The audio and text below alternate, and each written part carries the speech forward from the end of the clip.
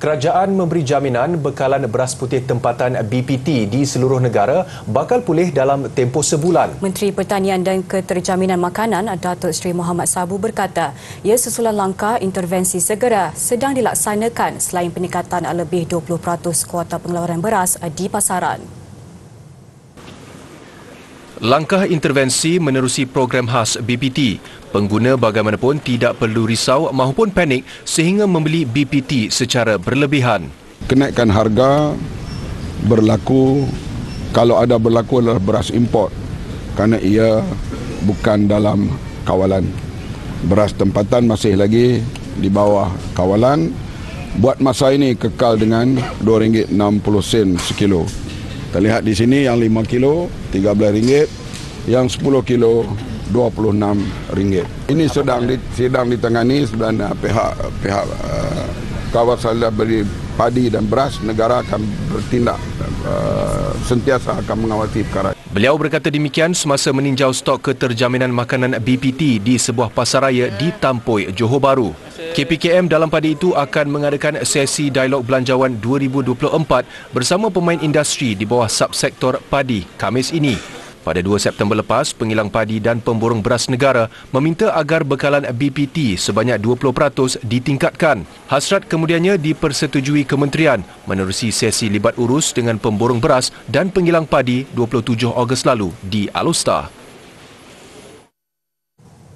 Dalam pada itu, kerajaan dikesa mengasingkan kilang-kilang yang mengeluarkan beras tempatan dan import bagi mengelakkan manipulasi pemain industri. Presiden Persatuan Pengguna Kedah KED, Muhammad Yusrizal Yusof berkata, tindakan bagi menghentikan aktiviti segelintir pengilang yang didakwa melakukan campuran beras tempatan dengan beras import untuk dijual. Desakan itu selepas KED menerima aduan berlakunya kekurangan bekalan beras tempatan sejak 3 bulan lalu. Kita bukan nak menuduh tapi kita rasa berlaku penyelewengan sebegitu sebab isu beras ni bukan isu hari ini, 10 tahun lepas, 20 tahun lepas pun ada isu ini. Masa beras diberi beras subsidi hancur tu masa RM16 tu pun dah berlaku penyelewengan. Hari ini pun kita rasa macam beras import dah naik harga. Ada pihak-pihak akan mengambil kesempatan lah terhadap kenaikan harga ni. Dia menukar beras import dan dia akan mengauk untung berlebihan lah. Bercakap semasa membuat tinjauan penjualan beras tempatan di sebuah pasaraya berdekatan Pasar Besar Alustar siang tadi. Tambahnya terdapat pengilang yang mempunyai lesen import AP meletakkan kedua-dua jenis beras dalam satu gudang yang boleh membawa kepada pelbagai kemungkinan.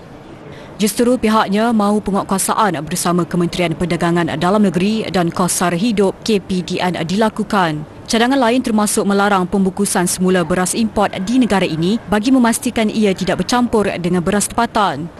Bagi tempoh jangka masa panjang, Persatuan turut mencadangkan agar sistem pengeluaran padi dengan pembekalan benih yang berkualiti diperkemaskan. Langkah penting adalah memastikan negara mempunyai keupayaan membekal beras tanpa kebergantungan kepada negara luar yang boleh menghentikan ekspor mereka bila-bila masa.